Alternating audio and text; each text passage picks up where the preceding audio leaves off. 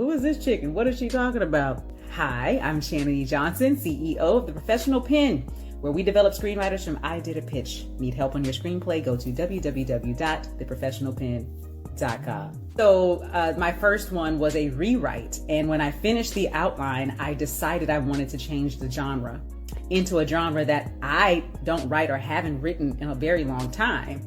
I'm starting all the way over because that's what's necessary. I can't just say, oh, well, let me just move things around in the outline. No, these are new characters in a new world doing new things, and they deserve for me to start from scratch. Since I know what's necessary for that kind of story, I have to do the work and the research to make sure I can do that. And then I want it to be real. I don't want it to be forced, right? And so I have to do research on the industry and the world that this thing is taking place in. And then I had to make sure, it's the same thing I tell you guys about your characters. I had to make sure that the characters that I was putting in these positions were the right people for this. So they're no longer the people that they were in the other version, because they need to be different kinds of people to go on this journey. Doing it alone. I have an assistant called ChatGPT. And the reason I've been using it is because it's easier to use it than Google. Right? Because if I go to Google and ask Google a question, Google is going to give me several sources.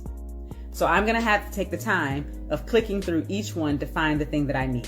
I'm not saying I'm not using Google at all, but I can ask ChatGPT a question. I can talk them through my entire mindset. I'm talking to ChatGPT as if it is a person, and I'm giving it all of the information and then asking a very specific question, and I'm getting I don't want to say very specific answer, but close to specific answer. The thing I wrote as a young person was horror because I grew up on R.L. Stine, not Goosebumps, Fear Street.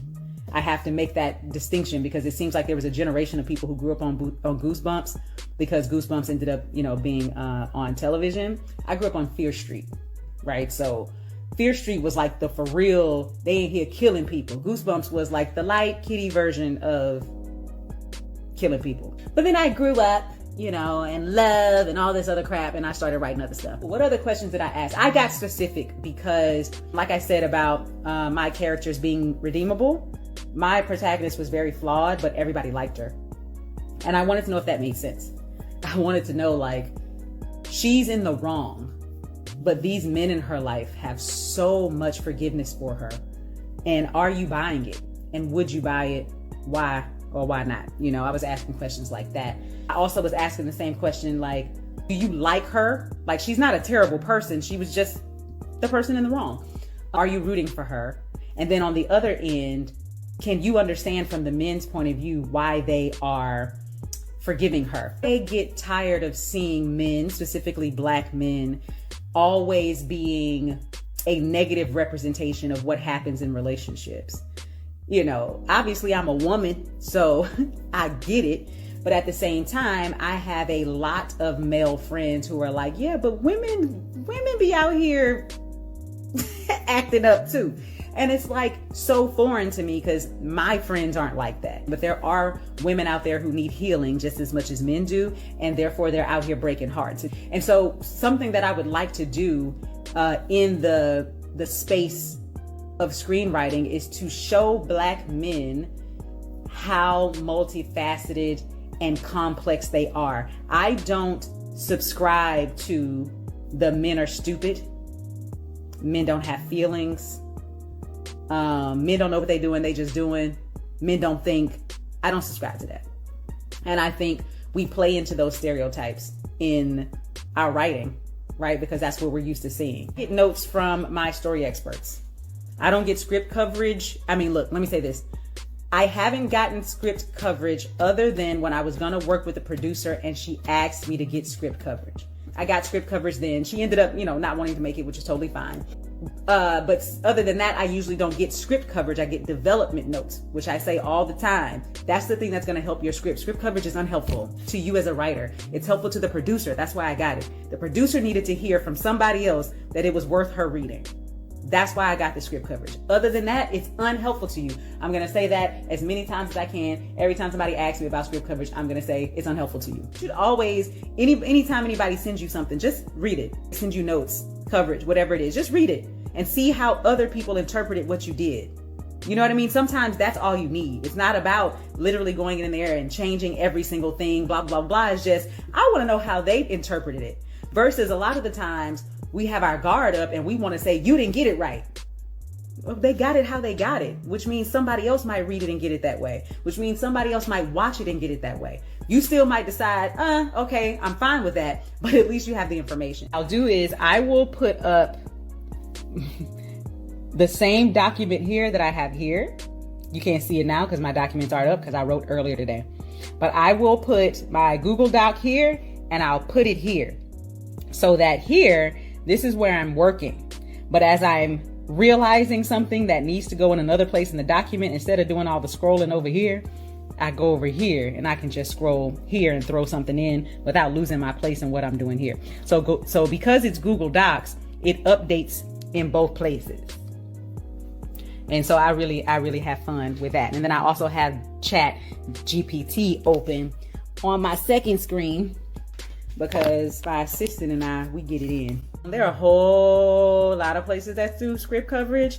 I would suggest, if you're getting coverage just so that you can see how somebody else views it, just so that you can send it to a place that other people find reputative, not because you're sending it over there thinking they're going to help you develop, because that's not what they're doing. You send it to the professional pen for development. You send it to another script consultant for development. If you're looking for script coverage, go to the Blacklist, go to We Screenplay, go to Script Reader Pro. But I know those are 3 big ones. So someone's under one of my videos like, well, what have you written? And I don't know if this person will keep talking to me, and I likely won't keep talking to them, but I had time today. It was hilarious. And I knew that they meant it in the way of trying to devalue me. So I responded and said, I am a former network executive, so that would make me a buyer of screenplays. And then the know-it-all comes back and says, producers buy, network executives buy teleplays. And I responded and said, studio executives buy screenplays, network executives buy TV scripts. I have also, been staffed, blah, blah, blah, blah. This person wrote back, what have you written? With a whole bunch of question marks and exclamation points.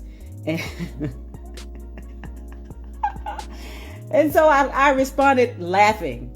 I think I also said, feel free to check out my bio. And they responded back, what have you written? And then they responded and says, because you're not a writer, buddy. And I said, well, tell that to my writing credits and to the checks that I've received from these production companies. This is the brand color. So it's like I did this on purpose, huh? So this particular juice, I only make 2. Well, I make 3 juices, but one of them is watermelon and lime, and watermelon is not in season right now. So this one is spinach, cucumber, green apple, pineapple, ginger. I think that's what it is. So it's not very sweet. I could add some agave if I so choose, but I didn't. I dated a guy. I don't know if we were dating yet. Maybe we were.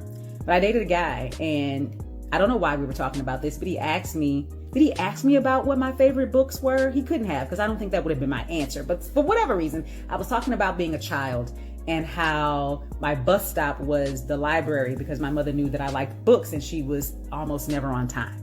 So I'd be in the library reading my heart away, and then she'd drive up and I'd go home. And so I loved Cam Jansen books because she was a detective and had a photographic memory. And I used to have a photographic memory. It has since left me. Thank you, age.